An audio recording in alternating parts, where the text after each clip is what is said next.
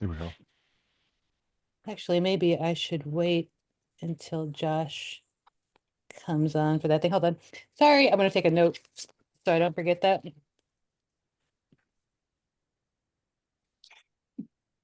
Is that Hercules in the background? Yes, he's playing with a little soccer ball. So I'm shaking his head. I'm like, well, Hercules is here. Yep. Josh.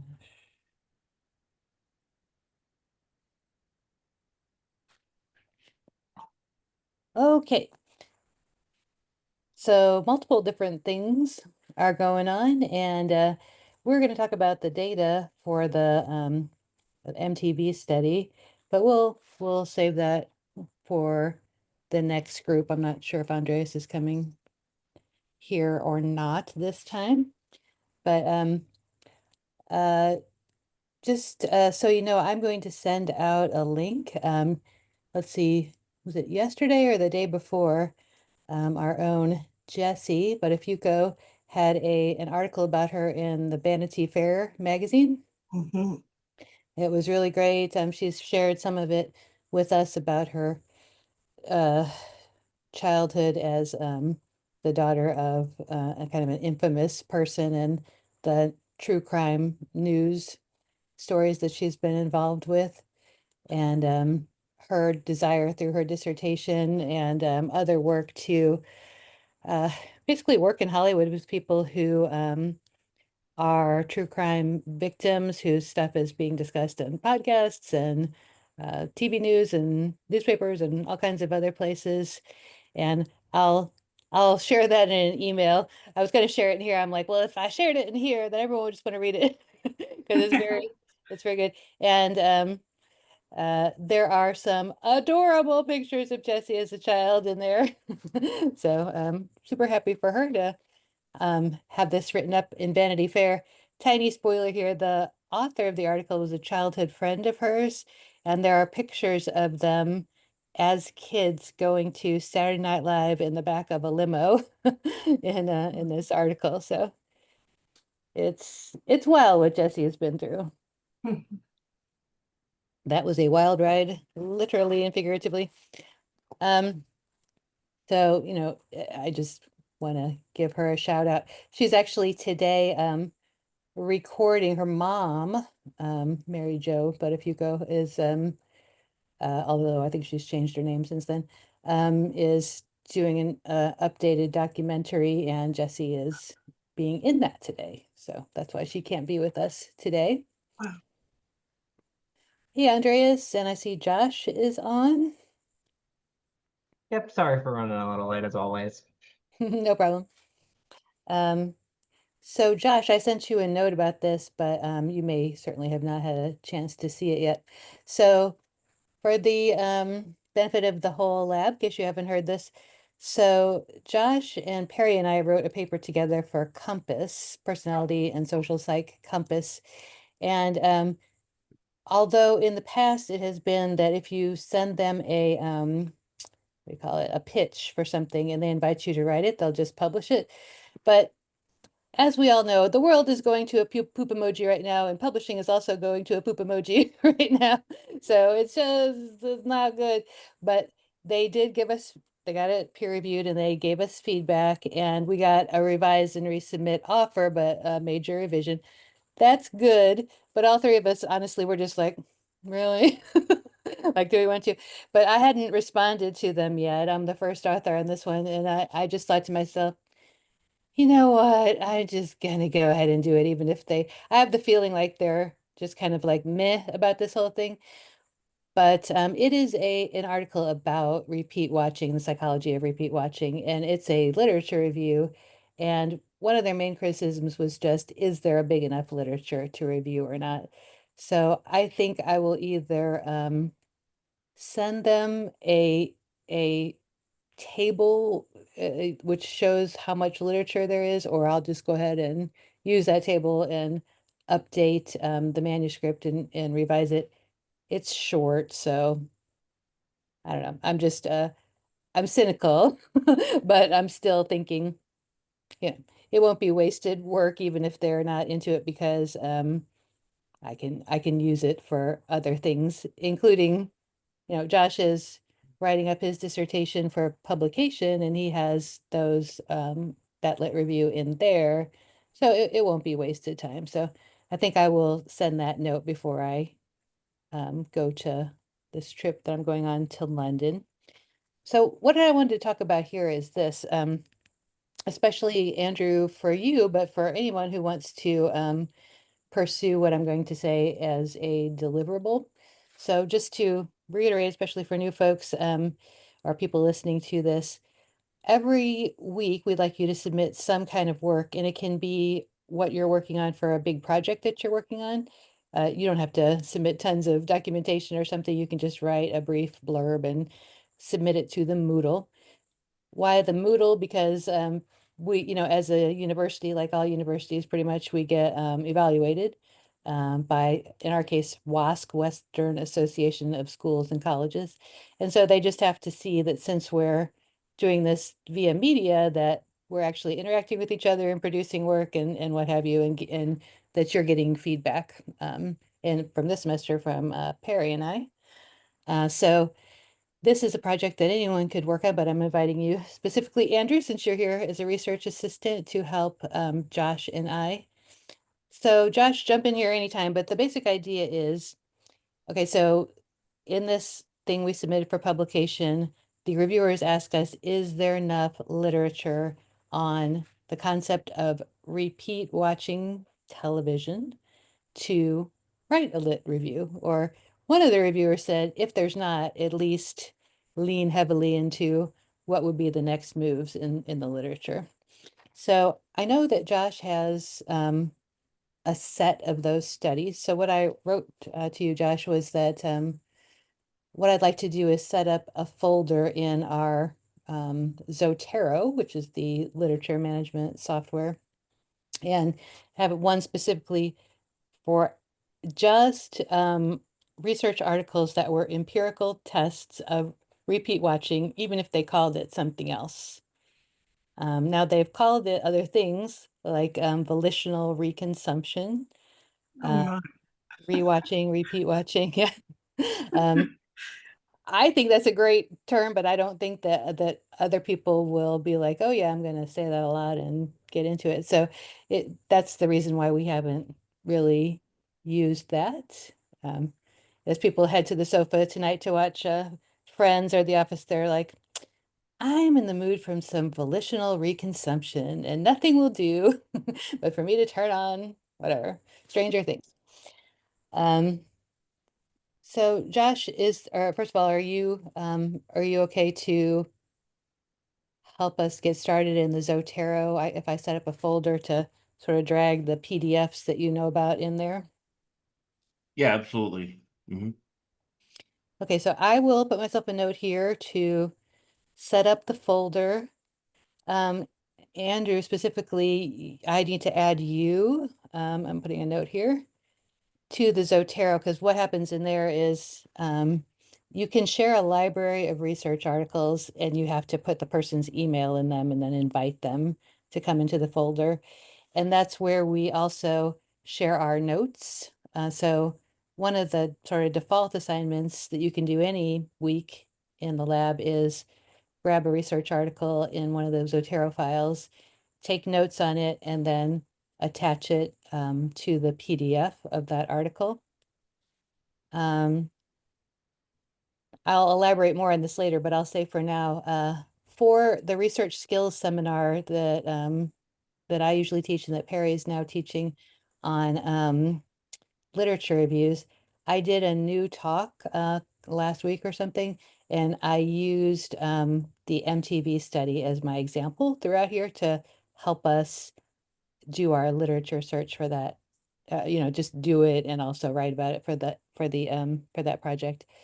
But I will make sure that that video is on YouTube.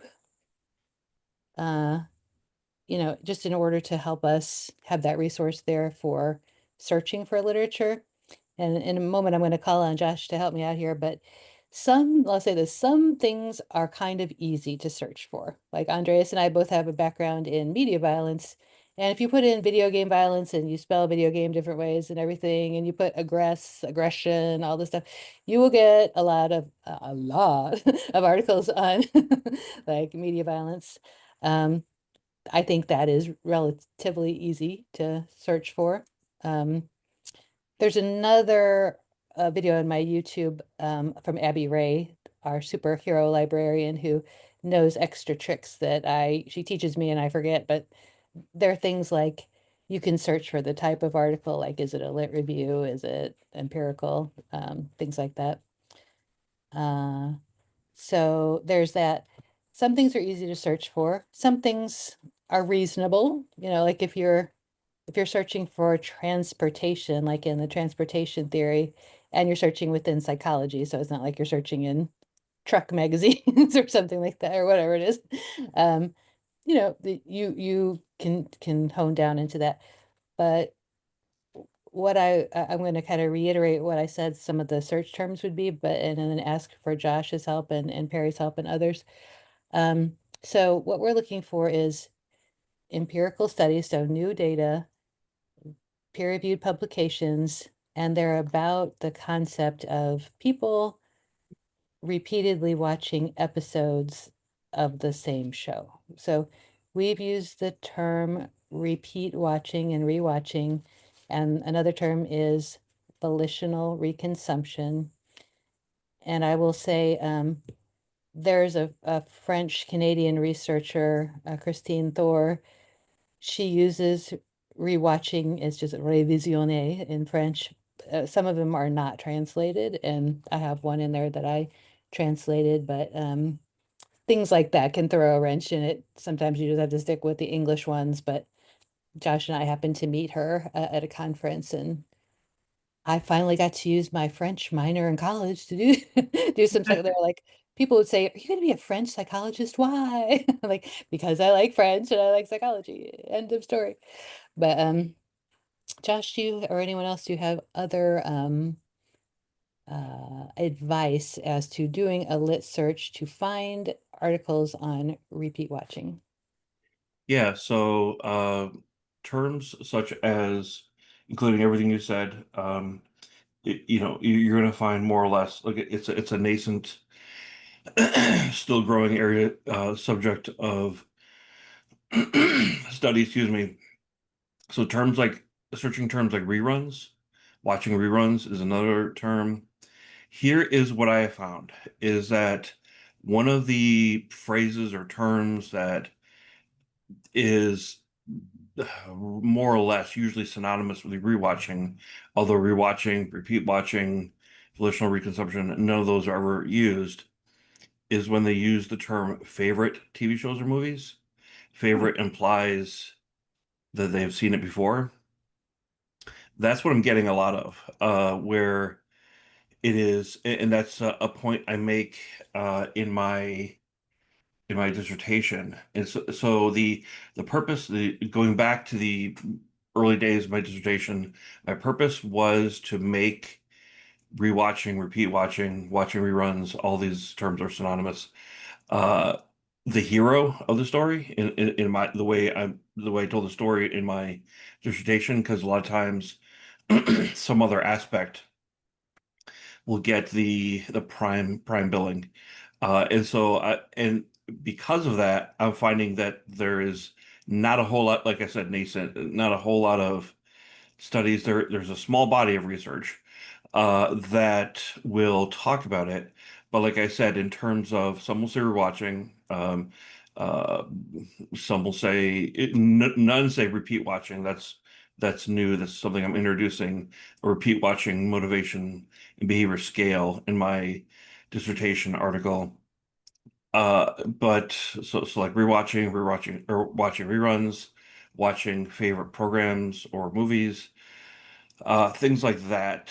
Anything that might, and you might even be able to think of more, anything that connects the idea of watching again, uh, where terms like favorite, or other descriptors that would signal to the reader this is not their first time watching.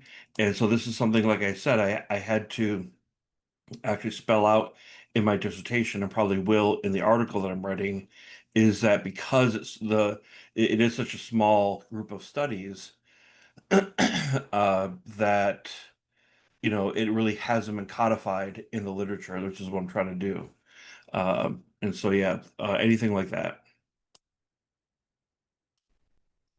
Thank you. And like I said, they were saying that the journal publishes, excuse me, literature reviews, and as especially those of us who work in the MTB studies know, there's a big literature, say, on music. And we understand when we talk about music that we mean volitional reconsumption, or I guess what would we call it? Uh, Ambient reconsumption, if the radio is just on, we're hearing it again, or accidental reconsumption. I don't know. But of course, we don't listen to a song once, like so. In music, it's understood as the idea that you will reconsume and reconsume. Um, but yeah, Ambient is another great word you just reminded me of. That's another great term to search for. There's at least one article I know out there that talk fairly recently, 2024, 2025, that talks about ambient consumption of TV. I think just TV, but TV shows basically having it on the background. Again, it's implied that it's rewatching, that it's not your first time, because your first time watching something, there'd be much more attention devoted to something like that. It wouldn't be ambient. yep. Yeah, I mean, I probably had some remembered you saying that at some point. My family and I go play trivia on Tuesday nights, and there are like 25 million TVs in this like sports bar thing that we go to, and that could be ambient TV, although we're not listening to the volume, thank goodness. But it's like, oh, that's on, constantly. Okay, so yeah, is that clear, or sorry, the dogs got me up at 5:30 a.m. if I'm over explaining or not explaining. I'm feeling kind of vague. I also got two uh immunizations, which I'm lucky to have gotten because, it's a dicey situation out there for vaccines. So yeah, anyone who wants to jump in on that, and I'll Yeah, write them back. I have some thoughts that Mhm, a little adjacent, but mhm. I just love these kinds of conversations. Another one that we used to have a lot was a very similar sounding conversation to a lot of what Josh has been saying around immersion or identification. There are a lot of constructs or phenomena, or however we want to try to understand these things, that are like really commonplace. They're things that we experience, they're things that we kind of understand and that psychologists will talk about or refer to or conceptualize, but there's not a whole identification's a little bit of its own beast in some ways. Um, but there's not as much of an attempt to try to unify these things and create a more cohesive sort of operational definition, right? And overview of what these things are and their properties and their traits and their context, right, that they emerge or change in, or their developmental stages or things like that. And so this kind of work is actually really good to do. It's also a straight up literature review probably wouldn't qualify, but any sort of attempt to synergize and push forward or write about a concept like any of these things we've been talking about, the volitional consumption rewatching is a really great example where it's like, you can probably, and this is definitely what Josh is doing. Josh is gonna make a whole career of writing papers, talking about that, defining that, pointing to studies and limitations on the definition and things that need to be expanded and things we need. You can make a whole career on just that, just the one thing, and really trying to understand it and break it down. And there's a lot of opportunity for that, and there's a lot of ways to do that that wouldn't require the hard material issues of things like data collection and participant recruitment or super crazy, crazy, crazy stats. Those things will come along the way. But just look for different opportunities. If there's an idea or a construct that interests you, I implore you to explore it, because it's very likely that you'll run into something much like Josh has run into here, where it's like, no, this thing, we need psychologists to really beef up our understanding and articulation of this thing, right? It's very real. It has clear parameters, and we need more work to figure out what those are. And that can be a really good thing for a dissertation and for a research program kind of going forward. So I just really want to encourage everyone to, think about these things from that perspective, especially here at Fielding. I think we're in a unique position to offer a lot of work like that. And hopefully, right, it can lead to a project that will be pretty impactful. Get you lots of citations and all that fun stuff. Yeah, good points. You made me think of a couple of things. So this recently, the Oxford Handbook of Media Psych second edition. He's trying to attack me here. That Nick Bowman and I co-edited is out. I have something to send you. By the way, about that. Uh, Oxford lets you advertise your book by offering a free chapter download. And I have to say, I'm obsessed with this, with the chapter that I was the first author on, about um, what is popular basically in media psychology. I'll put it that way. And so I will send this probably via email, the free download code that's good for about a month. It should also show up in our own library. But thinking about that handbook, the chapter, so Josh and Melanie Green and I wrote a chapter. And like when you were talking, Andreas, about really kind of trying to parse out these theories, I've wanted to write for a long time about the fact that identification is when you feel like the character in a fiction story is yourself, and parasocial relationships are when there's two individuals, yourself and someone else you feel connected to. And just make that point that in social psych, the self is one of the classic areas, and then how we understand other people, social perception is another classic area.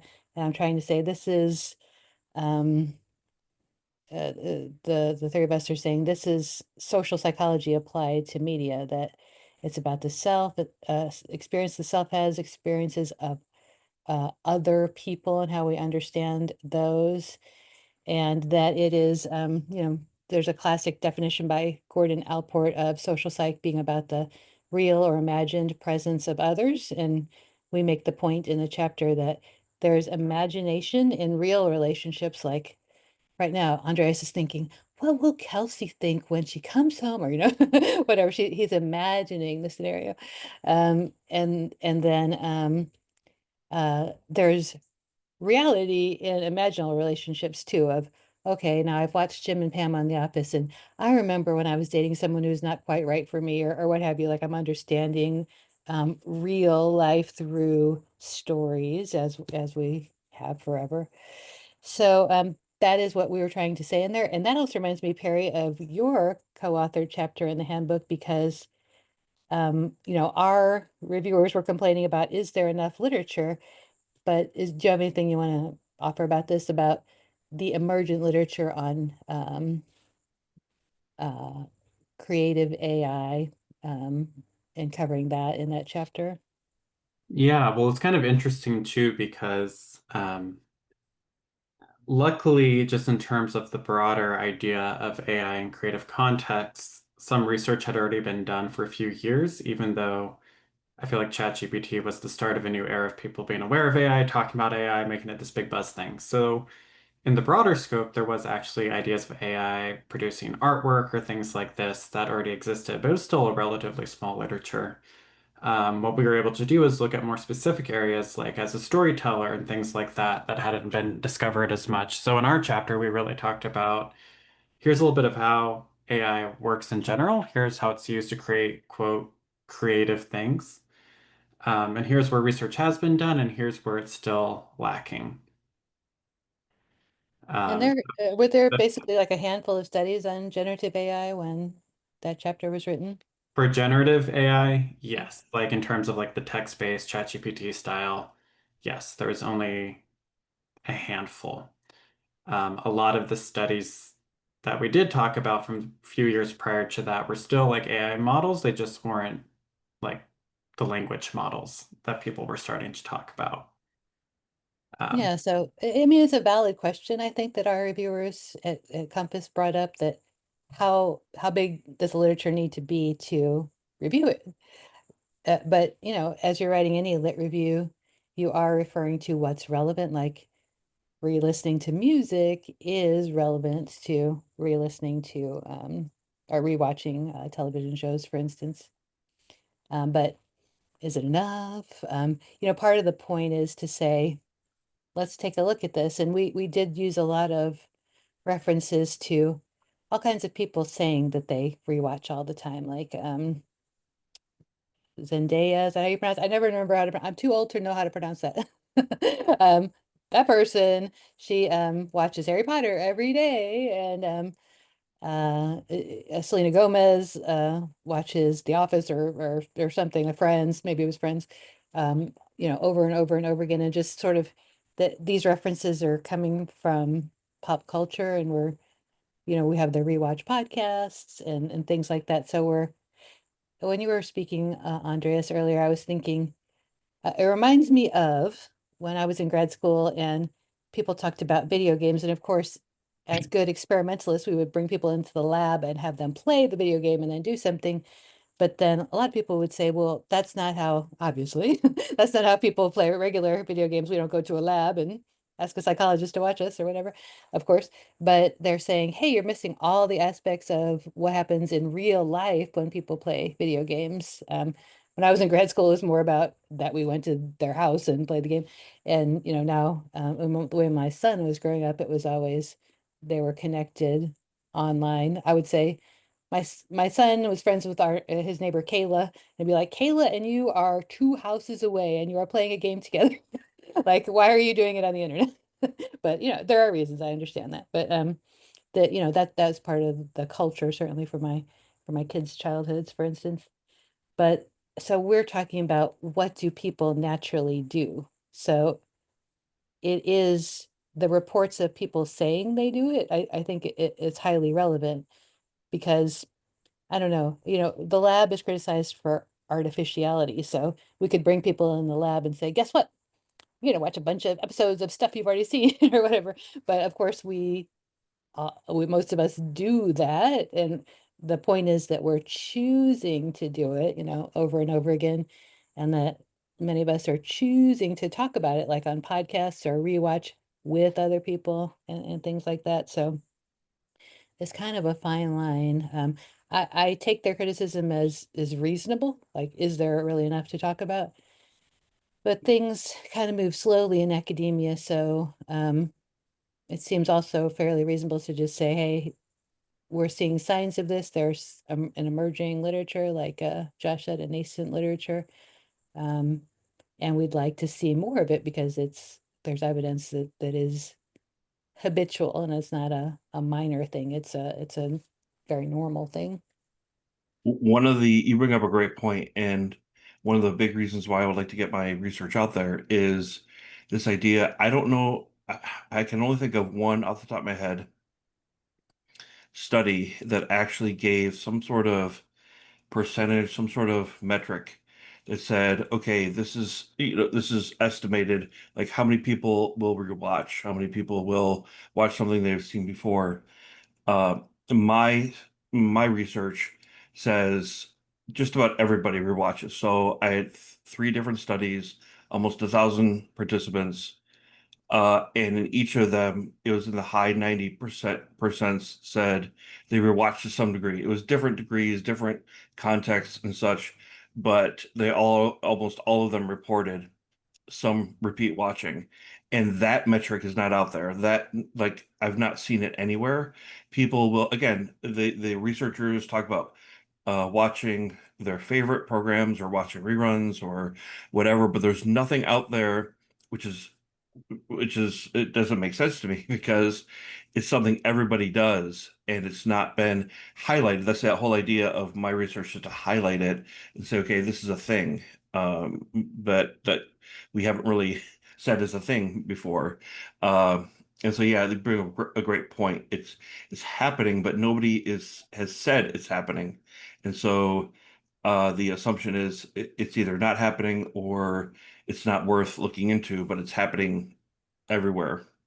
And So it's Yeah. hard to quantify too, because it didn't used to even be, you used to like if we go, if we think about television in particular, or rewatching TV shows, right? This is the example we were giving.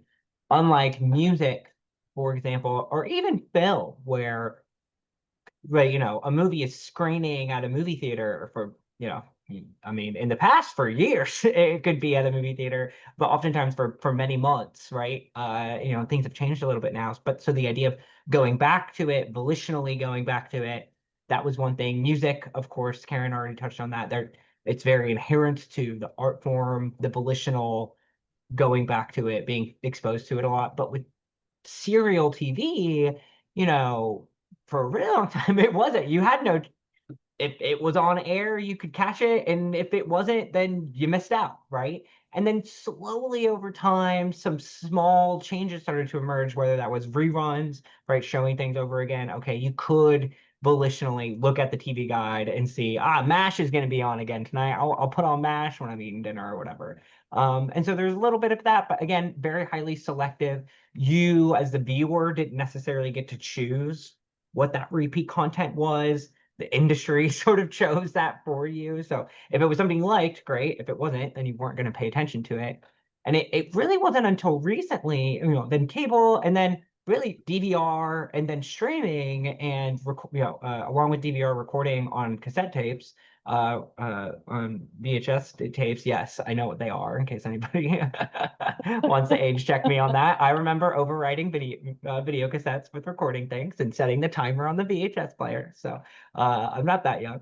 And right, so just over time, the volitional control over, I'm going to choose to watch this, or I'm going to give myself a manner in which to watch this. And then, of course, buying DVDs became a good thing. And now, of course, it's streaming, and it's there.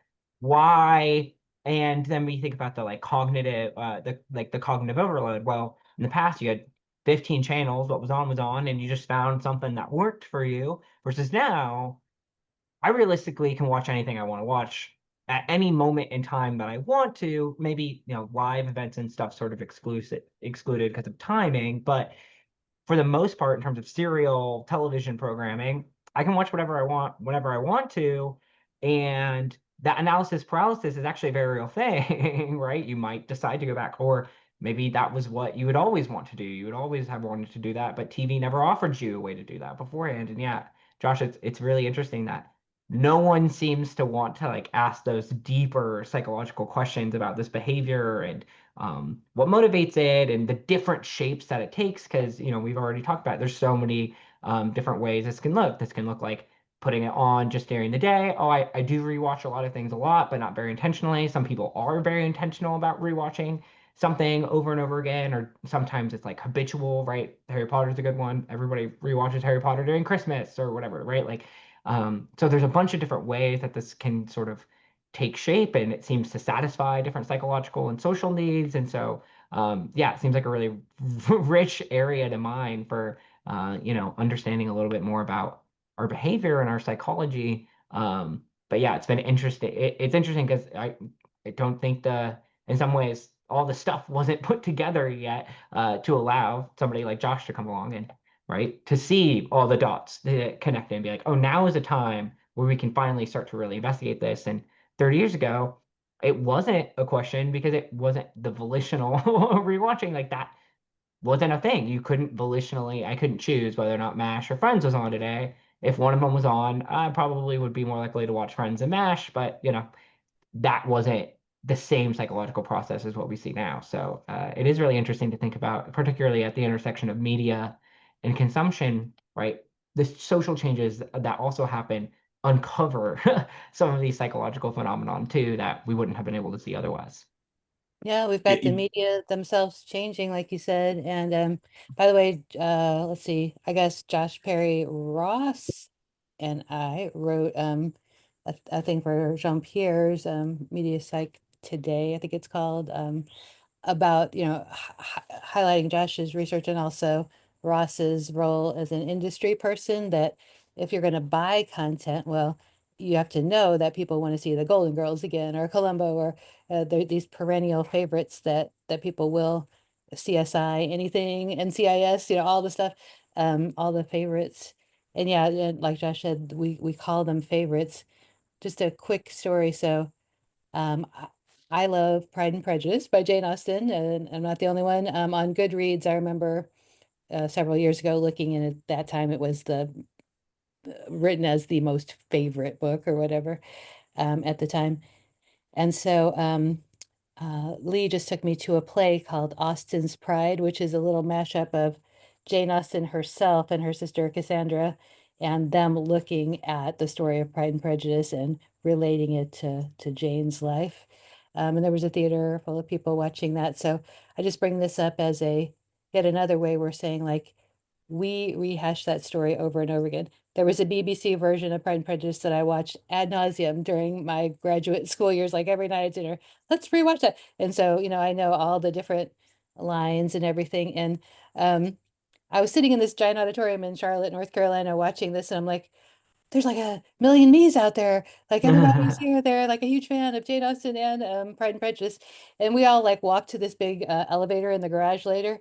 And I was joking with Leah. I'm like, that was the safest crowd you will ever be in. No one will do you any harm. Who was just like Mr. Darcy and Elizabeth Bennet. It was like that had to be the best public crowd to be in. But yeah, it is an interesting thing when you notice it happening in the world, but when and how will psychologists study it? Because how will we take it into the lab? Like Josh alluded to, people sometimes conflate it or relate it to binge watching, which in my mind is, okay, I'm going to sit down now and I'm going to watch, X episodes of this thing, all at once here, versus just being in the habit of, okay, this whole week I'm going to watch one episode of favorite show again, and I've already seen it. I might talk to somebody over it, somebody in my family or friends. But yeah, what's the word I'm looking for here? The actual habit, the way that everyday people, that everyone, the different ways they do that. And I think Josh mentioned this, but in his dissertation, he did ask, like, so how do you, we want to try to figure out, how do you do it? My close friend Stephanie, she says she listens to Schitt's Creek in her AirPod, in her AirPods while she's going to sleep. She loves the show so much she takes walks and she listens to it, and just, yeah, and I do too. But that's that listening to it in earbuds thing was not something I would have thought of, but I might listen to something as I'm cooking or something, or chopping something, just sort of like, okay, it's on, that sort of thing. Yeah, it's my primary theoretical lens was use and gratification theory, but also mood management theory, in the sense of depending on someone wanting to uh, shift their mood, change their mood, get to that homeostasis point.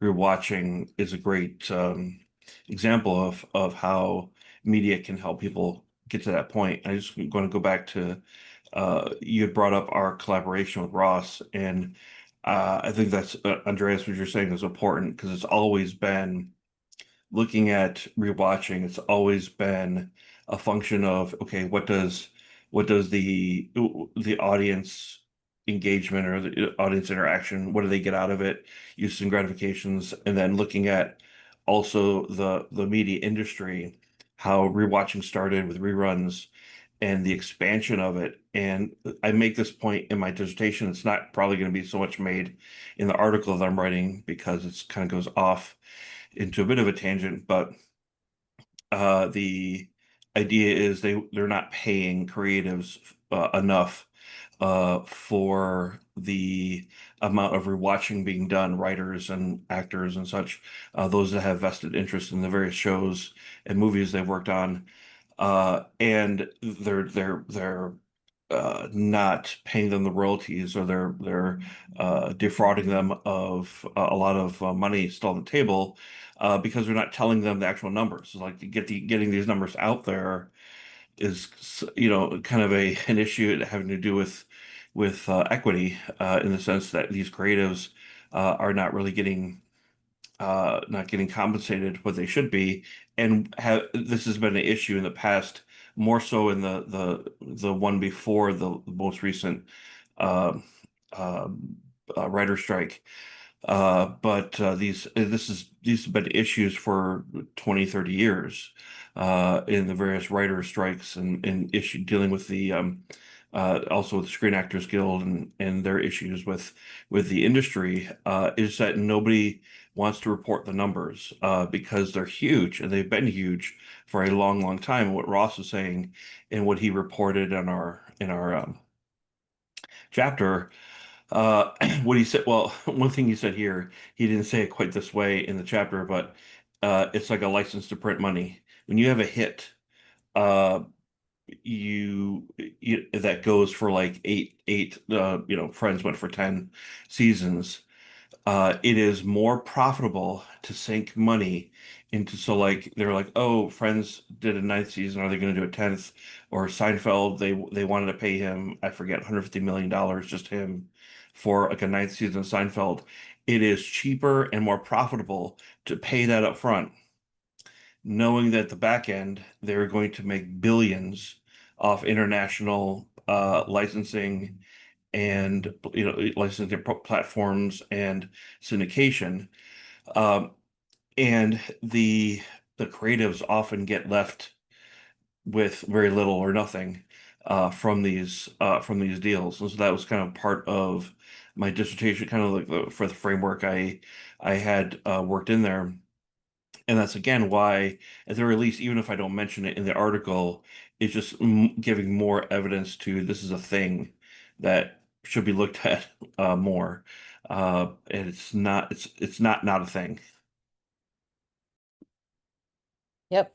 So we have different things under review. Is it open psychology that the we call it the rewatching paper? Yes. That's not descriptive enough because there'll be multiple ones, but we worked really hard on a resubmission for that one. So which one more thing I'll say about that, I guess, is that even if this journal doesn't want this lit review of repeat watching because they decide it's not large enough, we will still have that. So when more literature comes out, including ours, we could try it again there or somewhere else. So it's not like wasted work. But this reminds me of something Andreas and I talked about the other day, and it was super helpful to me. And so I thought I would ask you to talk a little bit about it, Andreas. It was when, Andreas works at Psychopopular Media as an associate editor, and I'm the editor. And we were talking about how there's a reviewers crisis. It's really hard to get reviewers for a variety of reasons happening in academia. And so people's papers kind of languish. And then when I first started as editor, I never got emails like, where is my paper and what are you doing with it? And now it's like every day from around the world, what are you doing with my paper? Because mostly the reason is we're waiting on more reviewers. And whereas 3 used to be the number of reviewers you would get usually, we've moved it down to 2 reviewers at Psychopopular Media. Some people are requiring that when you submit a paper, you have to review somebody else's paper. So the thing that you mentioned to me, Andreas, and you had more insider knowledge being more recently connected with Research One, like a major research institution where they put research first, basically. That this is now more the researcher's experience of having multiple things sort of, what's the word? Sitting there stewing at at various journals. Yeah, I would just, you,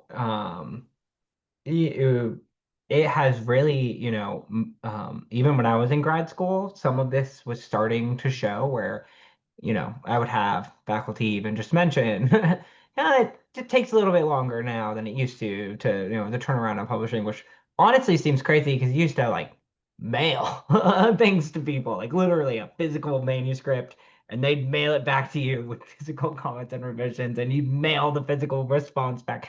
So I'm I sure did it that in doesn't grad take. school. I remember printing them out. It is Uh, insane I'm though. not Like, I'm not old enough for that. So yeah. But so even hearing that, it was like other things are going on. And yeah, I think a lot of what it has to do is that the pressure, especially at R1s, the major, any of the big public universities that come to your head when you think about big public universities are probably ones that would fall under this camp. The one is the workload is so much higher for faculty than it ever used to be. So whatever, and there's just less full-time faculty pretty much in every major science program that there is. So then you see this weird pressure where you have to publish more than you've ever published before. You have to rely on outside grants more than you've ever relied on outside grants. And you're teaching more than you've ever taught before. And so what's the thing that's gonna fall to the bottom of your priority list are this review you agreed to do for a journal that you're not going to get paid for. The reviewers aren't going to even know who you are. They should know who you are, but like there's right there's no sort of skin in that game. So that's like a natural. Just of course, this is sort of blocking up the process.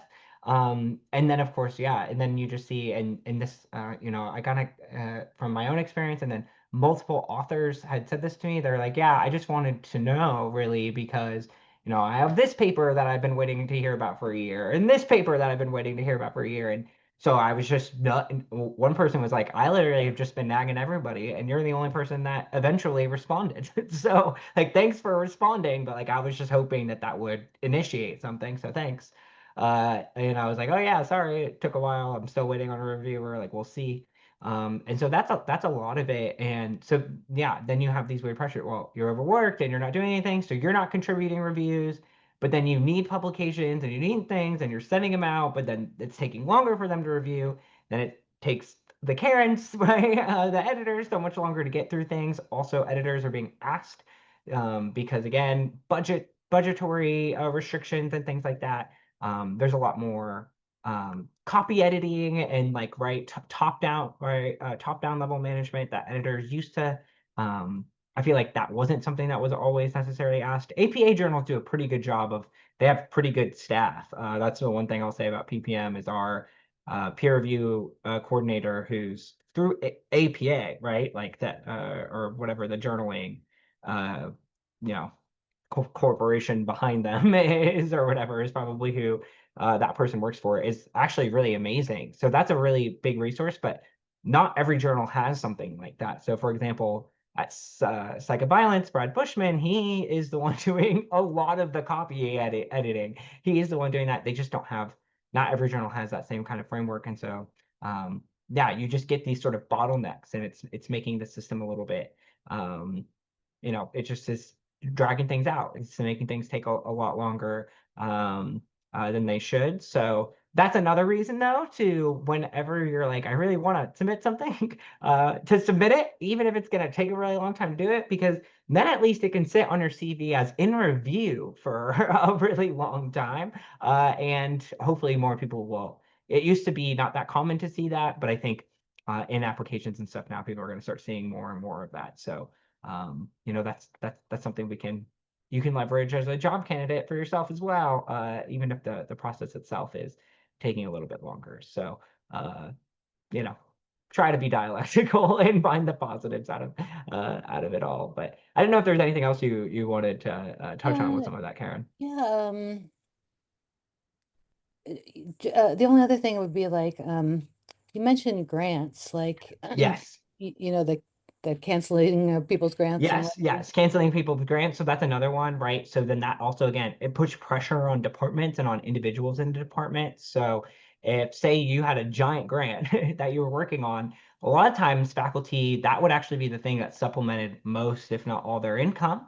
So then you're working at your university or your department, but you're not getting paid from your department, from the department's funds that the university gives to do it. You're funding yourself, and so then you don't have to teach as many classes. You don't have to supervise as many graduate students. You don't have to do as much, we call it service work, right? So that's being on hiring committees or right curriculum review committees, right? Things that you do internally at the university, sit on the IRB staff and things like that. If you're funding yourself, and you're funding your placement, then you're the only person that you're accountable to. And again, what becomes a lot easier to do with your time, in those moments. And especially if you're like, oh, I need to pump out research, I need to be reading a lot of research, I need to reviewing becomes a very attractive and a much easier thing to do, and a much easier thing to do timely than I've got 5 classes I've got to do. I've got right these different committees I've got to be on, and yeah, am I going to get to that review that Karen sent me, 2 months ago today? I hope so, but if 6 o'clock rolls around and I was too busy, it'll wait for tomorrow, right? And that will just, right, keep kicking the can down the road. So again, all of these things create these external pressures that then, hold up the process a little bit. But Karen, we didn't talk about this yesterday, but you'll probably find this interesting. There are some journals that are doing their best to change things. And so one journal, and now I can't remember the name of it, but person I was a co-author on a chapter with when I was in grad school. I don't know them very well, but I never met them. I just wrote the chapter with them. They work at a journal, and they're now paying reviewers, and as a way to try to offer some sort of incentive to uh, keep things timely and to get lots of reviewers to come in. Again, even if it's not a whole heck, I can't imagine that it's a heck of a lot of money, but even if it's just a little bit of money, just the right knowing that you're on the hook for that, knowing that there's like an infrastructure and something devoted to that, um, probably increases the efficacy of the peer review process. Other places are trying non-anonymous reviews, right? So that right, in a more transparent peer reviewer system, sometimes that the authors can even interact with the interface and see it and see who it was sent out for review and who you're waiting for. And I don't know if I like that, but when faced with hard times, we will adapt and we will see what strategies work and don't work. So those are a couple of things that are definitely changing. I'll see if I can find that the journal's link, and I'll post it here in the chat. Thank you. Yeah, so a lot of things are changing, and we just have to keep them in mind as we do this. Sorry, I'm looking just for something here real quick. Okay, I think I found something that'll work here. So I know that there are a lot of things that are difficult about publishing, and sometimes lately I think it is sometimes feels like beating your head against a wall. But I did want to share something just to show you some of the other side of it. So this is just academia.edu, which, if you don't know, is a basically kind of social media for academics, professors, and you can share your research on here and people can read it and such. So they read it from here, and you have to have a .edu address to join. So you all can join, and you can follow different topics and things like this. And so I was thinking about this stuff about how, people just run you through the ringer, make you do these major revisions to your papers. You're waiting for months and months, and you're working so hard to try to get stuff out there. But then I came on here the other day, and this is my profile, and I thought it asks you to make sure that the stuff that is your citations is actually you. And my name used to be Karen Dill before I got divorced. And there's a biologist named Karen Dill. So for instance, there's like, oh wow, did I write about that? That'd be fun if I did. But anyway, if you can see this, it kind of goes through, and there's 6,700 things in here, and it'll say like, this person wrote this book about sexual harassment or whatever, and then they cited my paper about sexual harassment. So that's me there, Karen Dill.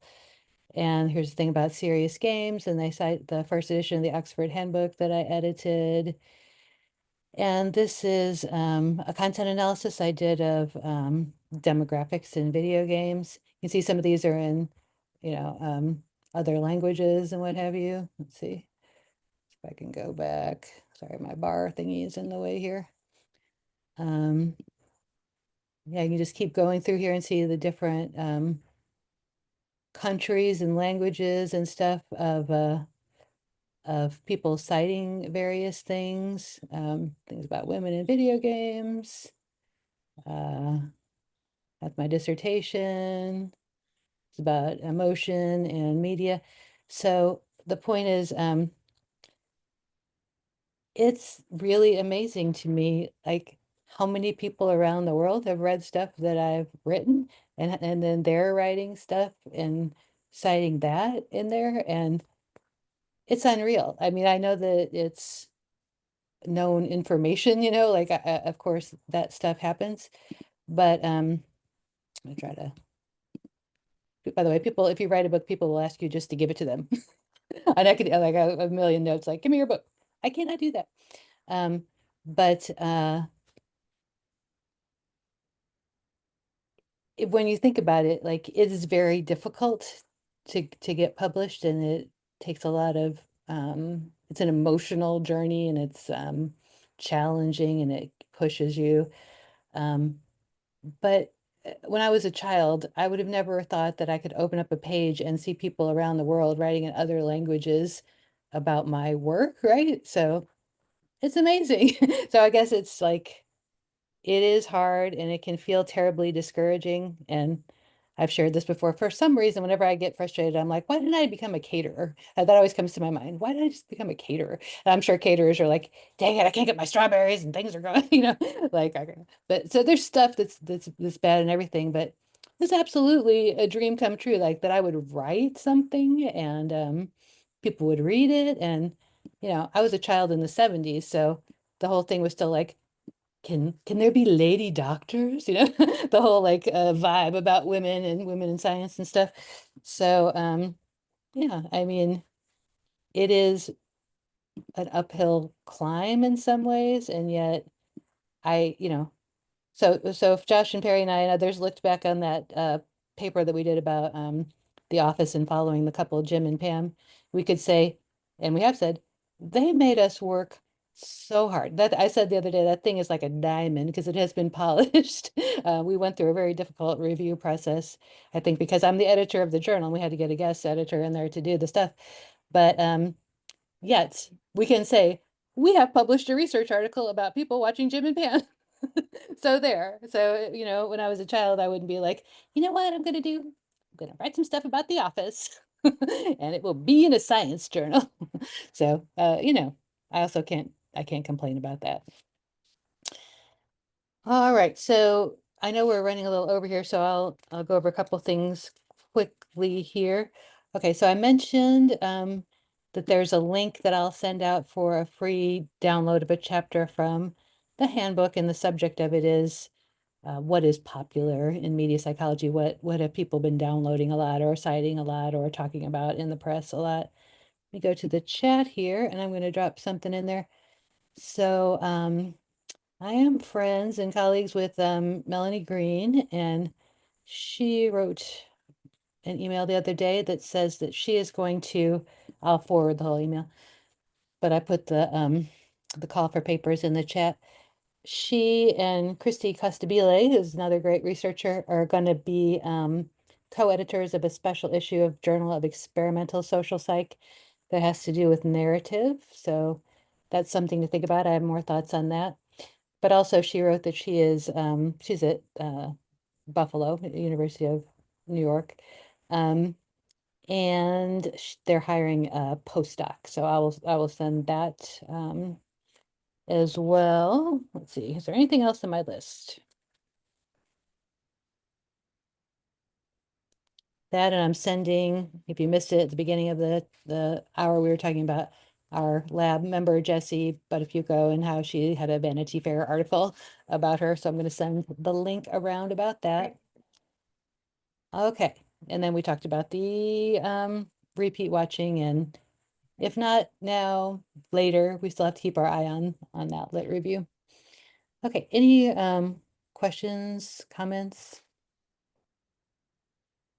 No, I just wanted to also add for the video game folks, those Perry and Steven saw this. I got Gone Home resubmitted. This is one of the many articles that we have that's been circling around the blocks.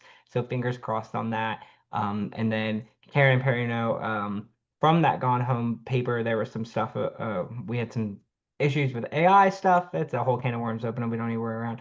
But Sarah Burker just got me a draft of the paper that we wanted to write about that. So hopefully I will get that to you too soon too for your eyes to see. So exciting stuff. Very good. Love it. Great, great. Mhm. Okay. Well, we're busy here and we're going to go on to data analysis in the next meeting. Fun. So thanks to everybody. And Of course. shall we take 5 and then we'll come back up here in this meeting and go to the music, the MTB meeting. Okay. All right. Thanks, everybody. I'm going to log off and log back on momentarily. Bye, Volk.